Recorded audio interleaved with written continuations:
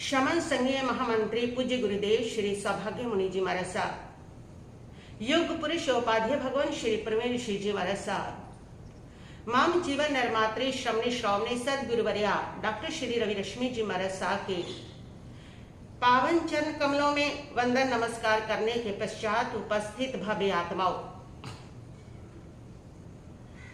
परम सौभाग्य है हमारा कि वरिष्ठ प्रवर्तनी सदगुरुवर्या डॉक्टर श्री रवि रश्मि जी महाराज साहब हम सब लोगों को 65 यंत्र और छंद की आराधना करवा रहे हैं और साथ ही इन 24 परमात्मा के माध्यम से ग्रह की शांति करवा रहे हैं। 65 छंद के अंतर्गत 15 नंबर पर भगवान तीर्थंकर धर्मनाथ जी को स्थापित किया गया है। भगवान धर्मनाथ जी की महिमा अद्भुत है। धर्मनाथ भगवान के नाम लेने से व्यक्ति के जीवन में आध्यात्मिक उत्कर्ष होता है। जो लोग अध्यात्म के मार्ग पर विकास करना चाहते हैं, आध्यात्मिक उत्कर्ष करना चाहते हैं, वे भगवान धर्मनाथ जी के नाम का स्मरण करें, उनका चिंतन करें, उनकी आराधना करें। जिन लोगों के जीवन में धर्म की कम रुचि रहती है, जिन लोगों को धर्म की बिल्कुल इच्छा नहीं होती है, जो लोग धर्म करना चाहते हैं लेकिन फिर हो नहीं पाता है, ऐसी परिस्थितियां, ऐसी बाधाएं, ऐसे अंतराय उनके बीच में आती हैं, वह लोग भी भगवान धर्मनाथ की आराधना स्तुति करने से उनकी ये बाधाएं समाप्त होती हैं, जीवन में धर्म की वृद्धि होती है। जो लोग अधर्म के मार्ग पर पड़ गए हैं, जो बच्चे धर्म में रुचि नहीं रखते हैं, उसके माता पिता चाहते हैं बच्चों के जीवन में थोड़ा धर्म तो हो, और जिन बच्चों के जीवन में अधर्म में बढ़ने के कारण नशा आ गया है, नैतिकता आ गई है, इस प्रकार की बहुत सारी कुव्यसन कुप्रवृत्तियां आ गई हैं, उन लोगों के माता पिता भी अपने बच्चे को लेकर के धर्मनाथ जी भगवान का स्मरण करने से, चिंतन मनन करने से उनके बच्चों के जीवन में धर्म की और दिशा उनकी आत्मा की बढ़ती है और वह अधर्म उनसे जो व्यसन है वो उनसे छूटते हैं।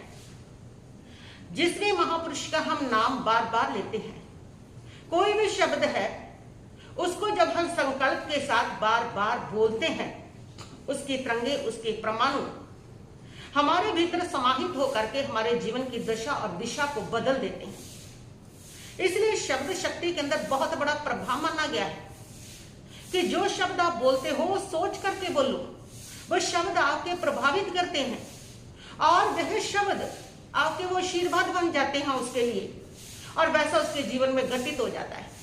बहुत सारे लोग जैसे अपने बच्चे को कहते रहते हैं कि तू निकम्मा है, निकम्मा है, बुद्धू है, निकम्मा है, और वो कहते कहते सारी जिंदगी बीत जाती है और बच्चे के अंदर निकम्मा बना जाता है, वास्तव में निकम्मा ही बन जाता है। तो जब आप उसको निकम्मा बनने का ये आशीर्वाद दे ही रहे हो, संकल्प दे ही रहे हो, तो वो निकम्मा नहीं बनेगा तो और क्या बनेगा।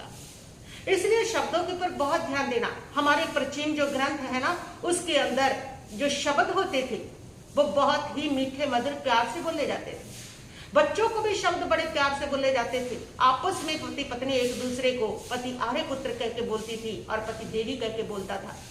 इसी प्रकार बच्चों को भी जो शब्द है वो बड़े मधुर मधुर वचनों से बच्चों को जगाया जाता था, बच्चों के उत्साह को बढ़ाया जाता था, उनको प्रेरणा दी जाती थी, उनको वीरता की कहानियां सुनाई जाती थी, उनको महान पुरुषों के चरित्र सुना करके बोध दिया जाता है तुम भी ऐसे ही हो।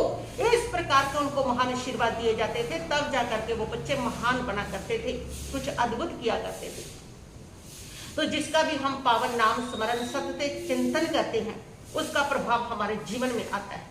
तो जब आप धर्मनाथ जी का निरंतर सतत और लगातार उनकी आराधना करते हैं, चिंतन करते हैं, उनका नाम जपते हैं और उनका उसके साथ साथ भक्ति करते हैं, तो उस चरित्र का प्रभाव आपके जीवन में, आपके बच्चों के जीवन में अवश्य अवश्य आता है। धर्मनाथ भगवान की नाम स्मरण करने से जीवन में धर्म की वृद्धि होती है और धर्म व्यक्ति के लिए बहुत ज्यादा उपयोगी है। आज के जो बच्चे हैं, आज के जो लोग हैं, वो मॉडर्नस के चक्कर में कि हम मॉडर्न हैं, चाहे वो कितना भी धर्म को छोड़ने की कोशिश करे, चाहे कितना भी वो धर्म को समझे कि इसकी जरूरत नहीं है, चाहे आप लोग ये समझे कि धर्म बुढ़ापे की वस्तु है, लेकिन ऐसा नहीं है। धर्म हमेशा आपके साथ रहने वाला है। जितने लोग सुखी हुए हैं, जितने लोगों ने विकास प्राप्त किया है, जितने लोग महान हुए हैं, जितने लोगों ने महान प्राप्त किया है, जितने लोग सिद्ध भगवान बन गए हैं, वो सारे धर्म के माध्यम से ही बने। धर्म को साथ लेकर के जीवन के जिस भी क्षेत्र में आप प्रवेश करोगे उसमें आपको कामयाबी मिलेगी ही मिलेगी। और बिना धर्म के आप जिस क्षेत्र में प्रवेश करते हो उस क्षेत्र में आपको असफलताओं का और बहुत सारी मुसीबतों का सामना करना पड़ता है, और कामयाबी मिलेगी ये भी संदेह में रहती है। धर्म जो होता है, धर्म से ही आपको सुख शांति समाधि जो है वह प्राप्त होती है। जितने लोग सुखी दिख रहे हैं इन सब लोगों ने धर्म किया है, और जितने लोग दुखी दिख रहे हैं वो सब अधर्म किया है। आपके सामने है कितने लोग जो है वो दुर्गति में जाते हैं वो अधर्म के कारण, और जो लोग सुगति को प्राप्त करते हैं वो सब लोग धर्म के कारण सुगति को प्राप्त करते हैं। तो धर्म जो है वो हमारे जीवन का परम आवश्यक अंग है। धर्म के बिना हम सुखी नहीं रह सकते। धर्म हमारे तनाव को कम करता है, धर्म हमें अद्भुत शांति देता है, धर्म हमारे जीवन को प्रसन्नता और आनंद से भरता है। और धर्म से जो लोग हट गए उन देशों को देखो कि वहां पर कितनी बेचैनी, कितना तनाव, कैसे हिंसक भाव। समाज की जो मर्यादा है, परिवार में जो मैत्री प्रेम है वो धर्म ही तो है, धर्म के कारण। धर्म नहीं होगा तो परिवार भी अस्थिर हो जाएगा, समाज भी अस्थिर हो जाएगा, देश राष्ट्र पूरी तरह से अस्थिर हो जाएंगे। ये जितनी भी मैत्री भाव, ये जितने भी संदेश, ये जितनी भी मर्यादाओं में बंधे हैं, ये सब धर्म के कारण ही तो है, ये धर्म के रूप ही तो है, धर्म के स्वरूप ही तो है। इसलिए धर्म जो होता है वो व्यक्ति के जीवन का परम आवश्यक अंग होता है। जब धर्म का अभाव हो जाता है तो व्यक्ति लुटेरा बनता है, चोर बनता है, मर्यादाओं को तोड़ता है, आतंकी बनता है, आतंक फैलाता है।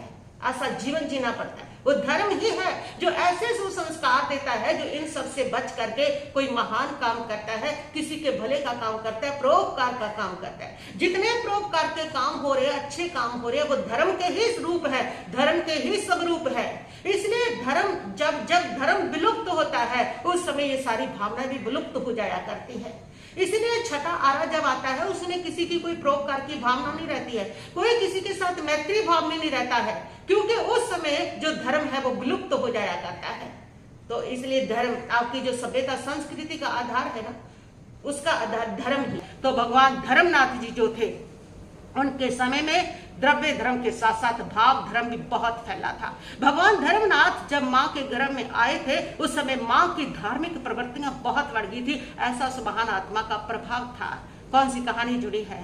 पूर्व भाग के अंदर वह सिंह रथ नाम के एक राजा थे और उस समय वो बहुत ज्यादा धर्मपरायण थे। उन्होंने एक बार सुना था किसी से, राजा से, किसी संत से सुना था कि उन्होंने बताया था कि सबको जीतना आसान है लेकिन आत्मा को जीतना बहुत कठिन है, बहुत मुश्किल है। तो ये बात उनको बहुत अच्छी लगी थी कि बाकी सबको जीतना आसान है, बड़े बड़े योद्धाओं को जीतना आसान है, सारी दुनिया को जीतना आसान है, लेकिन अपनी आत्मा को जीतना बहुत कठिन है, बहुत कठिन है। और वह उस समय उनको विरक्ति होती है। वे घर के अंदर मेहमान की तरह से रहते हैं। मेहमान कैसे रहते हैं घर में? बिल्कुल ऐसे जैसे जब आप मेहमान किसी के बनते उस घर को अपना नहीं समझते, वहां की किसी वस्तुओं को अपना नहीं समझते, पूछ करके ही लेते हो क्योंकि वो दूसरे की समझते हो। इस प्रकार संसार में रहना, इस प्रकार परिवार में रहना, इस प्रकार घर में रहना, मेहमान बन करके जब तुम रहोगे तब ये सबके प्रति तुम्हारा मोह, तुम्हारा अपना भाव समाप्त हो जाएगा। अतः कर्म का बंध भी समाप्त होगा, आश्रम भी समाप्त होगा। तो वे मेहमान की तरह रह करके अपनी आत्मा को गृहस्थी के अंदर पवित्र करते रहे। जो घर के अंदर मेहमान की तरह रहना सीख जाता है वो गृहस्थ में ही संत हो जाया करता है, और वह गृहस्थ में ही संत थे। ऐसी फिर उन्होंने दीक्षा ली और दीक्षा लेकर के महान तप किया, 20 बोलों की आराधना करके तीर्थंकर गोत्र बांधा। तीर्थंकर गोत्र बांध करके वो पवित्र आत्मा रतनपुर नगर भानु राजा सुब्रता माता के गर्भ में आई। जब माँ के गर्भ में आई तो माँ की धार्मिक प्रवृत्तियां बढ़ी, जन्म हुआ, 64 इंद्रों ने उनका जन्म दिन मनाया और बड़े हुए उनको राज्य सौंपा गया। और जब उन्होंने राज्य किया तो उनके राज्य के अंदर धार्मिक प्रवृत्तियां बढ़ी, लोगों के भीतर परोपकार की भावना, शांति की भावना, मैत्री की भावना की वृद्धि होती है। जहां धर्म होता है वहां कभी अपराध नहीं होता। इसलिए धर्मनाथ जी के राज्य के अंदर कभी कोई क्राइम, कभी कोई अपराध नहीं हुआ, क्योंकि उनका ऐसी आत्मा का प्रभाव था कि धर्म ही धर्म सबके मनों के अंदर वास कर गया था। घर घर के अंदर लोगों में प्रेम व्याप्त हुआ, परिवार के अंदर प्रेम बढ़ा, समाज, देश, राष्ट्र में पूरी तरह से प्रेम बढ़ा। यही धर्म का सबूत था। लोग पूरी तरह से आध्यात्मिक हो गए थे, पूरी तरह से धार्मिक हो गए थे। इसलिए जहां पर धर्म है वहां पर सुख है, शांति है, वहीं पर सारी मर्यादाओं का पालन है। यहाँ धर्म नहीं होता वहां क्राइम होते हैं, पाप होते हैं, वहां दुर्घटनाएं होती हैं, वहां सारे दुख चल करके आते हैं। सुख ही सुख था क्योंकि धर्म था। धर्म जहां है वहां सुख है। तो धर्मनाथ जी इस प्रकार उन्होंने 2.5 लाख वर्ष तक वो कुमार अवस्था में रहे। 5 लाख वर्ष तक उन्होंने राज्य का शासन किया और उसके बाद उनको दीक्षा ली और दीक्षा लेकर के 2 वर्ष तक छद्मवस्थ अवस्था में रहे और फिर 2.5 लाख वर्ष तक केवल ज्ञान को प्राप्त करके इस धरा के ऊपर विचरण करके अपने उपदेशों से जन जन का कल्याण करते रहे। पूरी उम्र उन्होंने 10 लाख वर्ष की पाई। उनके जिस समय वह 2.5 लाख वर्ष तक केवली अवस्था में विचले, उस समय भी उनके धर्म की तेजस्विता बहुत बड़ी। उस समय भी जो धर्म था उनका बहुत फैला। बड़े बड़े लोग उनके धर्म के साथ आकर के जुड़ते हैं। धर्म की तेजस्विता 2 प्रकार से बढ़ती है। एक जो धर्म होता है उसकी आंतरिक तेजस्विता होती है, एक बाह्य तेजस्विता होती है। जो आंतरिक तेजस्विता है वो बढ़ती है भीतरी साधना के कारण से, और जो बाह्य तेजस्विता होती है वह हमेशा बढ़ती है जब बाहर के बड़े बड़े जो राजनायक लोग होते हैं जब वो धर्म के साथ जुड़ते हैं तो उनकी बाह्य तेजस्विता बढ़ती है। आजकल के जो आपने देखा होगा कि बहुत सारे जो साधु संत है वो सेलिब्रिटी को बुलाते हैं, पैसे दे करके बुलाते हैं ताकि उनका इस प्रकार जो वर्चस्व है वो फैले और लोग पब्लिक उनके साथ जुड़े कि बड़े बड़े सेलिब्रिटी आ रहे हैं इसलिए बड़े पहुंचे हुए संत होंगे तो हम भी चले। और ये होता भी है, उससे वहां पर बहुत सारी मार्केटिंग हो जाती है और उस संत की भी बहुत महिमा हो जाती है।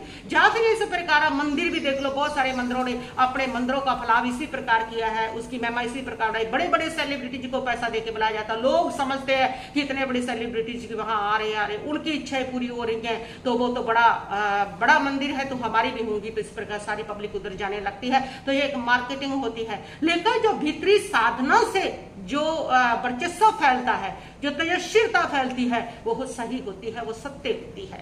तो बाहरी जब प्रिय लोग होते हैं, जब राजसत्ता से जुड़े हुए लोग होते हैं, जब राजनायक लोग होते हैं, ऐसे लोग जो प्रसिद्ध लोग होते हैं, जब वो भी धर्म के साथ जुड़ते हैं तो धर्म का फैलाव बाहरी तेजस्विता बहुत बढ़ती है। और भगवान धर्मनाथ के समय में ऐसे जो राजनायक थे वो बहुत जुड़े थे। भगवान धर्मनाथ के समय में 63 श्राखा पुरुषों में 5 लाखा पुरुष हुए थे। और श्राखा पुरुष जो होते हैं वो होते हैं जो उत्तम पुरुष होते हैं, उनको श्राखा पुरुष कहा जाता है। उसमें होते हैं 24 तीर्थंकर, 12 चक्रवर्ती, 9 वासुदेव, 9 प्रतिवासुदेव और 9 बलदेव। ये 63 उत्तम पुरुष होते हैं। इनमें 4 पद को धारण करने वाले उत्तम पुरुष हुए थे। 5 में वो खुद तीर्थंकर थे। भगवान धर्मनाथ जी तीर्थंकर थे। 2 उनके समय में वासुदेव और प्रतिवासुदेव और बलदेव भी हुए। उनके समय में 5। 2 उनके समय में चक्रवर्ती हुए। चक्रवर्ती का 1 पद धारण करते हैं तो 1 बन गया तो 4 पद हुए। तो वह जो थे प्रति वासुदेव निशुंभ थे और वासुदेव पुरुष सिंह थे और सुदर्शन नाम के बलदेव थे। ये भी उनके समोसरण में आए जो वासुदेव और बलदेव थे। और बलदेव जो थे उन्होंने सुन करके प्रभु का धर्म और दीक्षा लेकर के मोक्ष पाया था। और पुरुष सिंह जो वासुदेव थे उन्होंने परमात्मा का धर्म सुन करके स्मक्तों को प्राप्त किया था। और इसके बाद मघवा चक्रवर्ती भी भगवान के धर्म शासन में दीक्षित होकर के मोक्ष को प्राप्त करते हैं। 6 खंड के राजा थे मघवा चक्रवर्ती। उसके बाद सनत कुमार चक्रवर्ती बनते हैं। मघवा चक्रवर्ती के बाद वो भी 6 खंड के राजा थे और 6 खंड पूरी संपूर्ण पृथ्वी के ऊपर उनका जो था वो राज्य था। 6 खंड के ऊपर संपूर्ण राज्य था और उसको उनको परमात्मा की वाणी के साथ वो भी जुड़े थे, उनके धर्म संघ में पैदा हुए थे। तो सनत कुमार जो चक्रवर्ती थे वो बहुत ज्यादा खूबसूरत थे, बहुत सुंदर थे। उनके रूप के सामने कोई देव में मुकाबला नहीं कर सकता था, कोई इंद्र भी मुकाबला नहीं कर सकता था। इतना सुंदर उनका रूप था। और राजसभा में इंद्र उनके सब रूप की प्रशंसा कर रहे थे कि ऐसा रूप किसी का नहीं। और 2 देव उनका रूप देखने के लिए आते हैं कि ऐसा रूप एक मानव ने प्राप्त किया। और वो देखने के लिए आते हैं, ब्राह्मण का रूप बनाते हैं, दरवाजे पर आते हैं, आवाज लगाते हैं, चक्रवर्ती का रूप देखने आए हैं। और चक्रवर्ती सनत कुमार सुनते हैं तो गर्व आता है, मेरा रूप देखने आए हैं। वो समय स्नान का मालिश करवा रहे थे और वो ब्राह्मण पहुंचते कहते हैं क्या खूबसूरत रूप है, किसी इंद्र का भी नहीं। उनको अहम आता है और वो कहते कहते हैं अभी क्या देखा है, जब सज धज करके मैं बैठूंगा ना राज्यसभा में तब आना, तब मिलना, तब मेरा रूप देखना। उन्होंने कहा ठीक है, वो विदा हो गए। और इधर वो तैयार होकर के जब राज्यसभा में पहुंचे तो दोपहर के समय वो ब्राह्मण फिर पहुंचे और उन्होंने अब देखा तो सिर हिलाया, क्या वो रूप नहीं रहा। उन्होंने कहा क्या बात करते हो, आप तो इतना मैं सजा धजा हूं। उन्होंने कहा कि नहीं, अब चेहरे पे वो रौनक नहीं रही, वो तेज नहीं, तुम्हारे शरीर के अंदर अरे रोग पैदा हो गए। कैसे? उन्होंने कहा थू करके देखो। सनत कुमार चक्रवर्ती ने जब थू करके देखा तो उसमें कीड़े कुलबुलाते हुए निकले। देखते देखते शरीर में 16 रोग फैल गए। कोढ़ का रोग हो गया, अस्थमा का रोग हो गया, सांस आनी उनको मुश्किल हो गई और वो 16 रोग जो है उनके फैल गए। एक ही क्षण में सारा रूप समाप्त हो गया। गोरे रंग ते जवानी दा, गोरे रंग ते जवानी दा, बंदे तू मान न करी, रंग बुलबुला पानी दा, बंदे तू मान न करी, रंग बुलबुला पानी दा। किसका गुमान, न रूप का न धन का, ये सब अशाश्वत है, कब समाप्त हो जाए इनका कोई भरोसा नहीं हुआ करता। और ये देख करके सनत का चक्रवर्ती को वैराग्य होता है। ऐसा क्षणभंग रूप जो एक पल में समाप्त हो गया, एक बीमारी में समाप्त हो गया और विरक्त होकर के वो दीक्षा लेते हैं, साधना के अंदर जुट जाते हैं, देहातीत बन जाते हैं। उनको अपने देह की कोई परवाह नहीं, सिर्फ आत्म स्वरूप में रमन करते हैं और ऐसे देह से भी ऊपर उठ जाते हैं और देवेंद्र फिर प्रशंसा करते हैं। ऐसी साधना अपने देह से बहुत ऊपर पहुंच चुके हैं, आत्म स्वरूप में है। अपनी देह का उनको कोई मतलब नहीं है, अपनी आत्मा का मतलब है। और जब वो इस प्रकार प्रशंसा करते हैं तो एक देव आता है, उनके 16 रोग को मिटाने के लिए वो वैद्य का रूप बनाता है। साथ में कुछ लोगों को लेता है और कहता है आकर के वो लोग कहते हैं कि ये जो वैद्य है ये बहुत अच्छा वैद्य है, बहुत महान वैद्य है, एक पुड़िया से आपके सारे रोग हर देगा, एक पुड़िया ले लो। सनत कुमार चक्रवर्ती कहते हैं कि वैद्यराज अगर भव की पुड़िया दे सकते हो, भव का रोग मिटा सकते हो तो बात करो। देह के रोग की मुझे मिटाने की कोई आवश्यकता नहीं है, मैं आत्म स्वरूप में रमन कर रहा हूं, मुझे देह से ऊपर उठ चुका हूं, मुझे देह से कोई लेना देना नहीं है। अगर रोग मिटाना है तो मेरे कर्म का रोग मिटाए, मेरे भव का रोग मिटाए, वो समर्थता है। वो कहता है वो समर्थता नहीं है, लेकिन आपका देह का रोग मिटा दूंगा। देह के रोग की तो बात क्या है, देह का रोग तो मैं भी मिटा लूंगा। और ये कह करके अपना थूक लेकर के उन्होंने अपनी स्किन पर जहां जहां लगाया वहां उनकी स्किन जो है वह कंचन के समान हो जाती है और देख करके देव हैरान रह जाता है। ये मैं मिटा सकता हूं लेकिन मिटाता नहीं हूं, क्योंकि मैं देह से उपरत होने की साधना कर रहा हूं, मैं आत्म स्वरूप की साधना कर रहा हूं। और उनके चरणों में तपस्या से इतनी लब्धियां, इतनी सिद्धियां, इतनी रिद्धियां पैदा हो गई थी कि अपने एक थूक से सारे रोग मिटा सकते थे। लेकिन वो देहातीत की साधना कर रहे थे, उस देह के साथ देह से ऊपर उठ करके उस देह की वेदना को सहन करना, उस देह की वेदना को फील ही ना करना, मात्र अपने आत्म स्वरूप की अनुभूति करना, इसकी साधना के अंदर रत थे। और ऐसे सनत कुमार चक्रवर्ती को वो देव जो है वो नमस्कार करता, जय जयकार करता हुआ जाता है और वे ये साधना करके मोक्ष को प्राप्त करते हैं। ऐसे महान महान चक्रवर्ती के जीवन में भी धर्म आया और धर्म आकर के उन्होंने भी अपना कल्याण किया। ऐसा भगवान धर्मनाथ का साम्राज्य था। तो धर्म के उत्कर्ष के लिए भगवान धर्मनाथ की आप साधना करें। और इसके साथ पूर्वाचार्यों ने कहा है भगवान धर्मनाथ जी का जो नाम है, ऐसा मंत्र शास्त्रों में उनके लिए लिखा गया है कि जितने भी पेट के रोग हैं, जिनको पेट के रोग सताते हैं, वो भगवान धर्मनाथ जी का जाप शुरू करें। श्री धर्मनाथाय नमः, श्री धर्मनाथाय नमः, श्री धर्मनाथाय नमः। इस जाप को शुरू करें, अपने पेट पर हाथ रख करके ये जाप करें। और जैसे ही आप ये जाप करेंगे आपके हाथ की वाइब्रेशन उस जाप के माध्यम से आपके पेट पर पहुंचेगी और भगवान धर्मनाथ के नाम से पेट के समस्त जो रोग हैं वे शांत होते हैं। ऐसा मैंने अनुभव किया है। हो गया घड़ी के अंदर समय, इतना ही कहते हुए मैं अपने वक्तव्य को यहीं पर स्थगित करती हूँ। ओम शांति शांति भाव।